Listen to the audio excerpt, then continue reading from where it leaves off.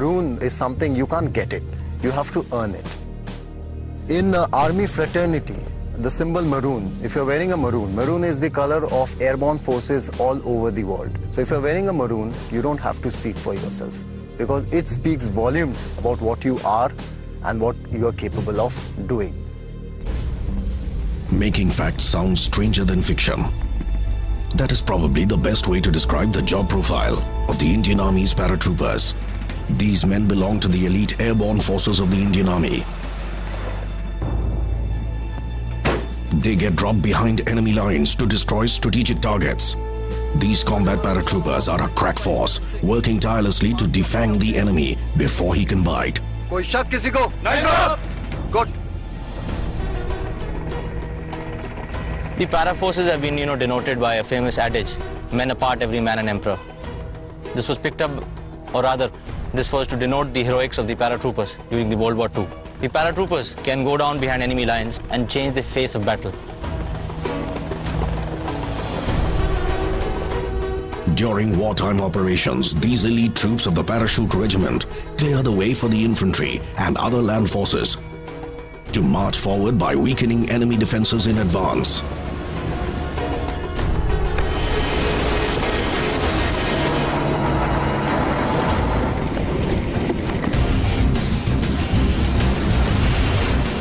These paratroopers can operate at any time of the day or night. Most of their operations are clandestine in nature. These airborne forces have played a pivotal role during all the wars fought by the Indian Army.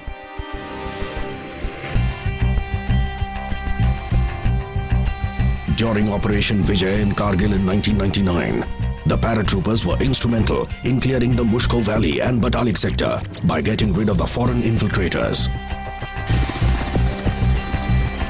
In addition to combat roles, the airborne forces are engaged in a variety of tasks, including combat, search and rescue operations, counter-insurgency actions, sabotaging enemy's communication systems, and responding to emergencies that include terror threats from armed insurgents and cross-border terrorists.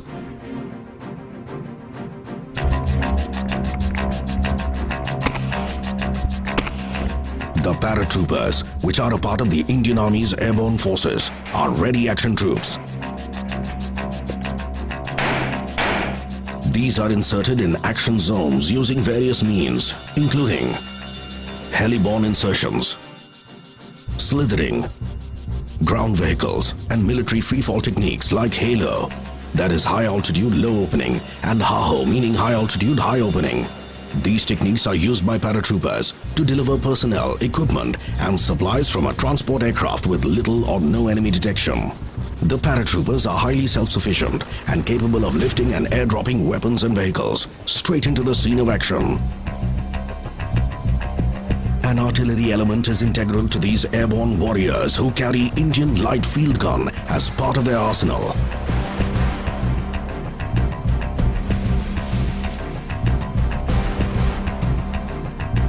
Within minutes of being airdropped, the paratroopers quickly place the gun in firing position.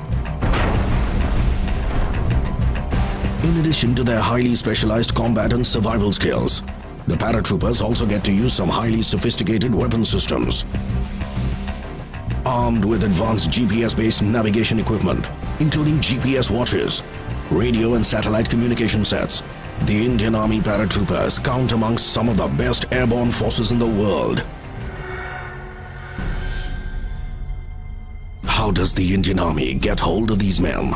Men who know no fear, men who can attack with the stealth of a cheetah, and men who take pride in living under the shadow of death 24/7. Paratroopers, both men and officers, are elite and special. And they've got to be very physically and mentally tough. All these paratroopers are volunteers. 431F, Sergeant S. Nagar, sir! That is, they become paratroopers out of their own choice. In the academy, there were officers from the Parachute Regiment, and I always considered them as a role model. Something told me that they are a little different from the others. To be considered fit for wearing the maroon beret, a soldier has to be comparatively young, physically fit, mentally tough, intelligent and motivated, with an ability to innovate. Officers from all the arms and services can join the parachute regiment. All paratroopers compulsorily go through a 90-day probationary period, during which they are subjected to a wide range of physical and mental endurance tests. These include advanced battle proficiency tests, speed marches, and route marches up to 70 kilometers at one go. Route march, as the saying in army goes, it's all mental. When you're running a route march with 22 kilos of weight and you're running for 60 odd kilometers, then it is bound to happen that your ankles give out, your knee gives out. There is a tussle going on between your mind and your heart that should you give up or should you not.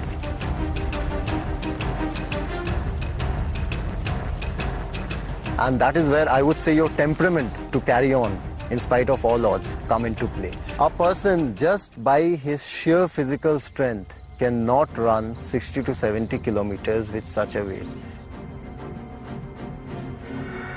Their minds and bodies are stretched beyond their limits.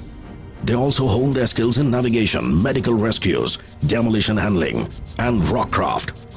All these assume significance, considering that a paratrooper may have to opt for near impossible routes to reach the enemy and evacuate his buddies injured in action. The paratroopers also get special inputs on conducting ambushes and raids on terrorist dens in populated areas. They train to achieve mastery in both conventional as well as unconventional warfare.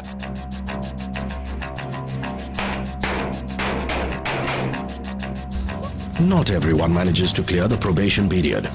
The average rejection rate hovers between 70% and 80%. The ones who fail to impress their instructors are repatriated to their parent units. Only those found up to the mark are sent for special para-training. These men also go through highly specialized training modules at various other army institutions in India. The Indian Air Force's Paratroopers Training School, or PTS, in Agra, in North India, is one such institution.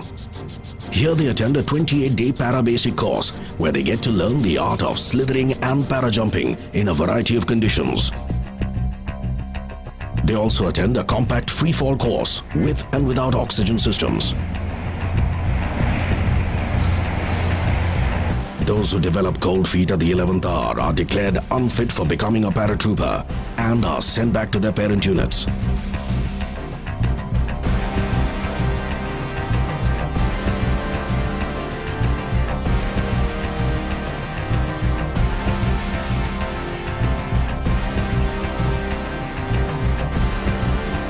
To qualify for wearing these para wings and the maroon beret, each of the trainees must make 5 successful static line para jumps from various heights.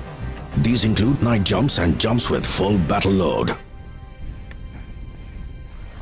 Since these airborne forces work in comparatively smaller teams, the paratroopers must have loads of empathy for their buddies and also possess superior leadership qualities. We need to gel with our troops. Only if we can gel with them, they will listen to me.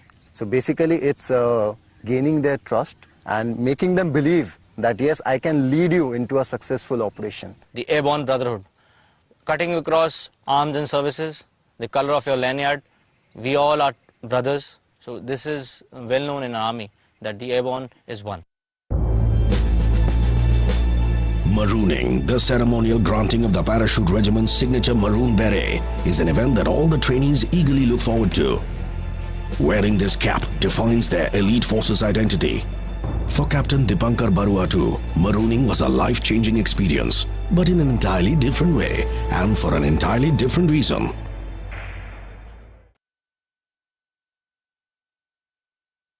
Initially when they told me that I didn't make it, I was very disappointed. Whatever I have seen of you, you are a very good officer.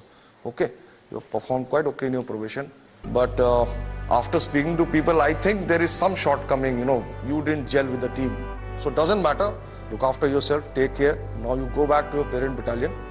So take care and wish you all the best for your career ahead in the army. When Captain Shiv Shankar was taking me out and maybe I was to board the gypsy and go to the railway station, this feeling was going on inside me that am I not capable enough? Superiors do play such pranks from time to time. After all, shocks and surprises are integral to a paratrooper's life. Captain Aswal came and told me that I didn't clear my mess bill. And what about your mess bill? Have you cleared it? No, sir. Please come along and clear your mess bill first. It was like a last nail in the coffin that once you're not selected and then you're again going back to clear your mess bill. But then when I went inside, to my shock and surprise, people were waiting holding that maroon beret. And it was like, I've done it. Chalo. Heartiest congratulations. So, go ahead with the In the tradition. true paratrooper tradition, Captain Dipankar is made to wear his maroon beret dipped in his drink. Yes, his drink. Yeah, everything's smart now. Without this, his baptism into the airborne forces remains incomplete.